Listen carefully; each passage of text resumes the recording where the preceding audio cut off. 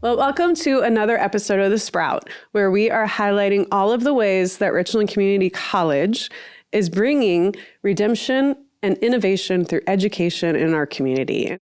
So, Rachel, thank you for coming onto the episode. I would love for you to introduce yourself to the audience and some of your roles out at Richland, because I know you have a variety. Right. Okay. So, and I will put my maiden name in there since I grew up here. It is Rachael Garcia Pender. Okay. And so my roles out at Richland are numerous. I am the student trustee on the board of trustees. I'm also a mental health peer ambassador. I work in the Academic Success Center, which is the tutoring and accommodation center. I'm a student worker. I am a member of Phi Theta Kappa, the All-Illinois Academic Team. I think that's about it. Well, it sounds like you carry a lot of roles, and I love it. I do. And you didn't start as a worker. You actually started as a student, correct? I am a student first, and that's what I always say. I am a student first. That is my main role, because we can get into titles and we can, but that's just it's a smidge of what goes on there. And so I am a student. I'm a human. I'm a mother. I'm a daughter. And those are my first roles. So I love how you make a distinction there, because aren't we all learners for life? Yes. Right? And not only that, but I feel like our titles throughout life consistently ebb and flow and change. Right. Correct. I would love for you to begin, though, with how you became a student out at Richland, and what was some of your story before that? So I was incarcerated for about a year and a half. Okay. I was released in April of 2023. Okay. And so I was off parole, and I was, doing decent, well, for the most part. And so I knew that I needed to get out of the house and do something other than, idle hands. Yeah, and sure. I knew that I wanted to help people. So again, Heritage was one of my safe places. So I went to Heritage and I applied. I had the 2 interviews, got fingerprinted, everything, they were really happy to have me on the team and all of that good stuff.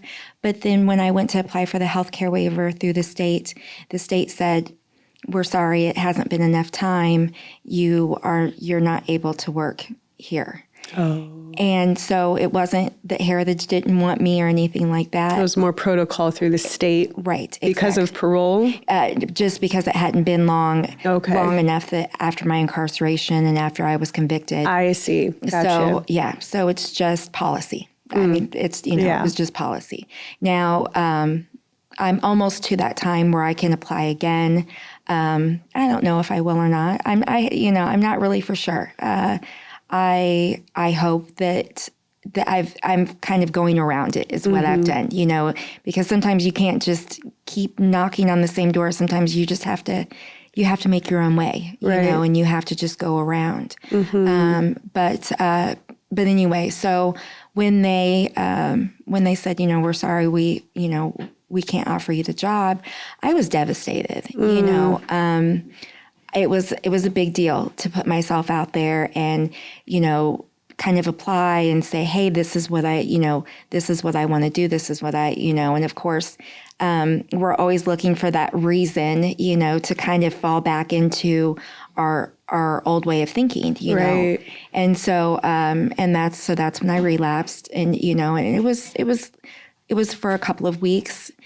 But even in that moment, I knew that that's not where I wanted to stay. It was, it was like as soon as that happened, it was like, oh no, this is not for me. Like this is not what I want to do with my life. Yeah. And so on a whim, I thought, I have to prove myself. If I'm going to go to the state and I'm going to be in these places, then yes, I have to say, I made a mistake, but I also have to show that, I want something different. I can't, again, I can't just say it and snap my fingers and it happens. Unfortunately, I put those blocks up for for me. Yeah. You know, I mean, I did that to myself. And that's okay too. You know, that's okay. Because it really has made me who I am exactly today. And I love myself, you know, and it shows, honestly. Thank you. 'Cause it does. I mean, I didn't like myself for ever and ever and ever. And honestly, everything had to break down my self-esteem, my self-worth, all of the people, all of the things.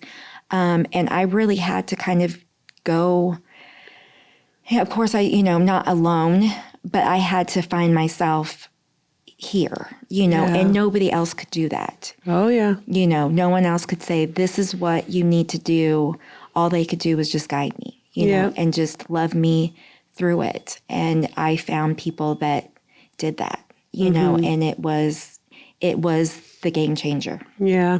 It was the game changer where, you know, I didn't feel stigmatized, you know, where I can talk openly and freely, you know. My roles at Richland are, I'm the student trustee on the board of trustees. So I am that gap for students. And then I can go back and say, hey, this is working. Maybe we need to do this a little bit better. That may, you know, this is here. This may be a blind spot. You know, I make connections at school. You know, I talk to everyone. You know, it doesn't matter if they're in the Enrich program. It doesn't matter if they're, you know, a traditional student, a non-traditional student. I have children that are the same age as the dual credit students. You know, and I have kids that are the same age as people that are graduating, you know. And so what I do and make sure all the time is, how would I want someone to treat my child when they're out in the world? Right, you know, if they're struggling or they're even, having it doesn't matter. How would I want someone to treat my child? You know, I never want to be that voice in someone's head that says, you're not good enough. You don't belong here. Right. Because you do belong here. You know what I mean? And if anywhere, you belong right here in my circle. And you know what I'm saying? And we will figure it out together, no matter what. Sounds like you lead with the fierce mama heart. I do. That translates. No, I love that. I think we all need more mothering in our lives. Yes, I definitely am. It is, you know, I also... No, true mothering, though, I think is healing. Yes. Because comfort and support and nurturing, but, you know, fierce love and accountability and calling you up. Right. That's, everybody needs those things. Yes. Yeah. Yeah. So I also work in the Academic Success Center, which is the tutoring center. Okay. That's also where we have our accommodations. And so the kids come in, you know, and it's, have you guys eaten? You know, did you have breakfast today? Yeah. Let me get you food. Every mom's quote. Yes, right. You know, and then sometimes, you know, the parents come in and they don't have someone to watch their child. And it's like, hey, we got some blocks over here. Let's, you know, let's build something, you know, let's color. I'm also a mental health peer ambassador. And what does that mean exactly? So what we do is we provide resources and sometimes just that on the ground listening ear for students, you know. Okay. So we have a mental health professional, but we really are the number one stop. You know, not everybody is ready to walk in and say, you know, hey, let's have a full session. This is what's going on. You know, sometimes they just stop by the table and we're just there. Yeah. You know, and we just listen. And then if we feel like, you know, they can be referred to Joe Drew, who is our mental health professional, or Sarah Kennedy, who is our resource professional, you know, all of these different places, then that's what we do for them. You know, I see. So an ambassador would be kind of getting a pulse on certain students. Right. And seeing if they need checked in on, if they need some follow-up resources, help, making sure that you have eyes and ears on the mental health of your students. Right, then. exactly. Okay. And I love our team because everyone seems to be represented. You know, you have this menagerie of people that all have different issues and different thoughts, but we all complement the college so Yes. well, you know. So what one person can see, maybe the other person can't, but then we collaborate, you know, and so we bring all of our talents together, because that's what the community college is. You know what I mean? It is a collective group of people that all have different talents and different perspectives, but are willing to come together. Right. You know, and that's what sometimes I think that community sometimes forgets, that we're all together. You know, that just because you're from one company or one end of the building and another end of the building, that at the end of the day, when we come together, that's when we work better together. Right. You know, and so so the mental health ambassadors are also on the mental health board. Okay. And so that meets every 2 months, so we can talk about things that we've seen. We also go classroom to classroom to kind of speak to the students Okay. and let them know, like, hey, we've got this table out here. You can come and check in. We've got little fidget things and you know, and I mean, honestly, it's just some students, when they walk in, we're the first person that they see, you know? And so just saying, hi, good morning, you know, because maybe they haven't had a good morning. Right. Maybe, you know, the kids have been stressing them out. Their parents have been stressing them out, whatever. The bus was late. It's cold. They're walking there, you know. I mean, sometimes just, again, that kindness, that smile, not assuming that everybody that walks in the building is fine. Right. Because it's okay not to be okay. Well, and it also sounds like, you know, from talking to a lot of people, and you're not the only one that I'm seeing this with, I think it's really beautiful and interesting how Richland, with its wraparound resources, with its intentionality, with its mental health ambassadors, with its foundation, with its scholarships, with Enrich, with essential skills, all of these things kind of come and support the student to have their best academic experience. Right. Because you would think, or at least I used to think, you know, college is mostly based off academics. Right. But it sounds like you guys have really flipped that script with the percentage of how do we come around human beings, create a safe place, support them, get them the resources that they need, so then academics can succeed and change their lives. Yes. You know? Yeah, because it has to be a safe space. You know, it has to be, you know, and academics are wonderful. Oh, yeah. You know, I'm a member of Phi Theta Kappa, the All Illinois Academic Team. That's wonderful. But my greatest accomplishments, honestly, are what I do with people. You know, that's what, you know, and foundation has been so important in that, because again, I walked in those doors with nothing, you know, and so if it weren't for the foundation, all of this wouldn't have been possible, you know, because they have supported me at every step, you know, and even when I didn't know it, you know, I get it, you know, these calls of, well, foundation called and, you know, made sure that this happened, or they, you know, supported this. And it's, you know, they're in the background, you know, you don't see them a lot, but they're there, you know, and they really are the backbone, you know, because if you don't have those people that are willing to give a hand back after they've succeeded and life has happened, then, you know, the next generation can't. And, you know, those people honestly have my heart, because again, it wouldn't have been possible because I didn't have anything, you know, and I mean, honestly, I still don't have anything, you know what I mean? But I consider myself successful, even though I live in a tiny apartment, you know, in the basement, and you know what I mean, and all these things, but I have everything that I need. You know, I have support. I have the financial support from foundation. I have the support from my success coaches, from my boss at work, from my coworkers, from the students. I mean, from all of these different places, because one person can't do that. It has to come from everywhere. But yeah, foundation is they have been essential. And I mean, really, it's foundation, success coaches, you know, and then faculty and staff, and then all of it down, because without foundation, you know what I mean? I couldn't have done it. Right. You know? So I find it fascinating while we're talking. There's something that I'm seeing, whenever you had relapsed, whenever you weren't able to get into heritage the way that you were hoping. yes. And you were talking about needing to prove yourself. Yeah. Which I think, anybody who's been desperate and in very broken places, there is a level of nobody can truly step in and help you until you help yourself. Right. And it sounds like you had that moment in conversation inside of you with that.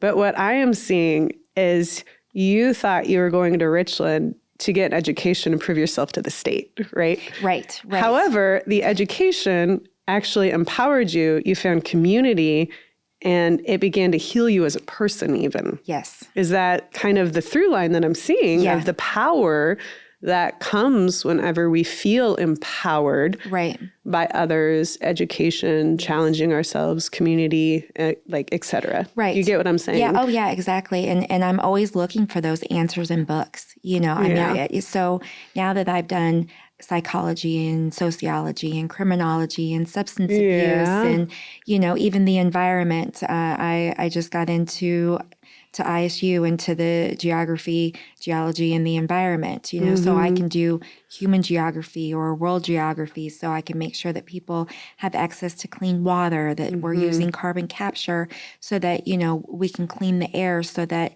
we're not hurting, so that we can give back. And so maybe I'm not going into social work like I thought I was going to. Right. However, I'm still going into social work. Again, I'm just going around it, and so maybe I can't get those licensures, maybe I, can't, but that doesn't matter, because I'm still going to work for the people. I'm just going around it. A different advantage point. Right. Exactly. And so, but that's exactly what it's done. It's empowered me. I've done things that I never thought I was possible. When I graduated from St. Teresa in 1996, I wanted to be a meteorologist. But many girls weren't. They were meteorologists on the screen, and I wasn't pretty enough. I wasn't tall enough. My math wasn't great, things like that. All of these things that, we tell ourselves that why we can't do something, right. And so, and I let that, I gave my power away, And so now, having good grades, but also having good grades and being able to ask someone for help, because I still go to tutoring. You know what I mean? I'm there. It's like whatever can help me. It's not it's not a clear path. And so there's some days when I walk in and I'm stressed out, and you can tell that my hair's a mess, and I'm on like three coffees, and I can't get enough sugar, and I'm stress eating, and everybody's going, "Can we help you?" Or you're like, "Yes, please." Yes. Even the other day, I had to tell my boss, because I've only got classes on Friday now, and then I've got 4 other classes that are online. And so I said, I really need to take a day. I really just need to lay in bed, and I need to sleep, and I need to watch documentaries. And I just need to cruise, because I can feel myself starting to, give, and that balance is kind of, we're it's kind nice of that you're able to read yourself that way. Yes. And I'm sure the journey that you've been on has taught you how to read yourself that way. Yes. Right. Right.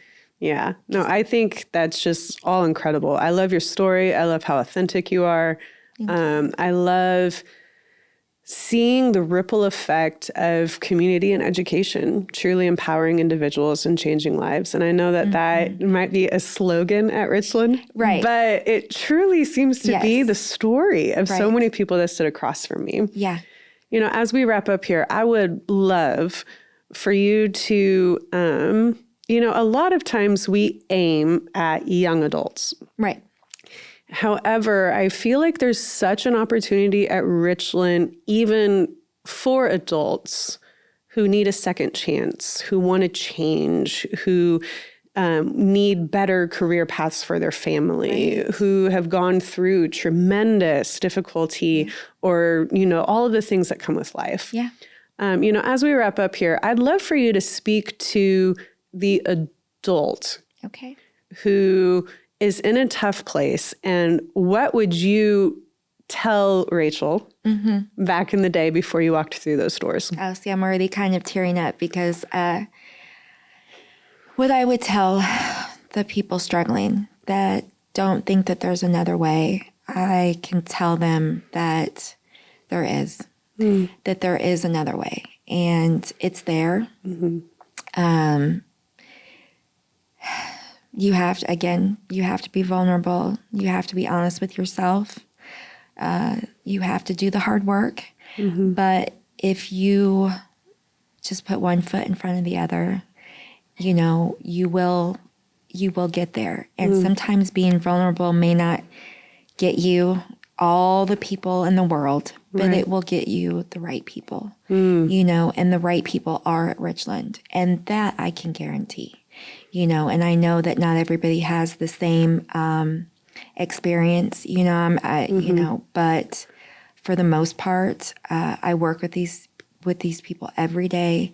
I'm in the foreground, I'm in the background, I'm all over the place. And, and I can tell you that there is hope out there, if, if I could be reached when there was no hope, I was in a very dark place. I didn't think I was coming out. Yeah. And so I know that, God, I would love to have a conversation with them. Come to the Academic Success Center. I'm usually there, and come talk to me. And come talk to the people at the Student Success Center. Come tour our college. Come to the Enrich. There really is something for everyone and resources for everyone. And it may not be the first try, but that doesn't. Just one step at a time, take that first step because, it is so important. It is important to break those barriers, to set the trajectory, for the next generation. Because one small ripple effect can add a positive spin to any story. Right. And hope is out there, hope is out there. And there's more of us than there is of them. And if, you know what I mean? If we come together, we really can change the world. Well, as we are wrapping up here, I would love for you to speak to maybe younger Rachel of where you were at before you walked through the Richland doors, because I know that there are a lot of people, adults, in hard situations, wanting change, needing out of situations, new career paths, etc. Right. What would you say to yourself back then? I would say that it's okay. It's okay to be yourself. It's okay to be vulnerable. It's okay to not be okay. The hardest part is just taking that first step and saying, I want something different.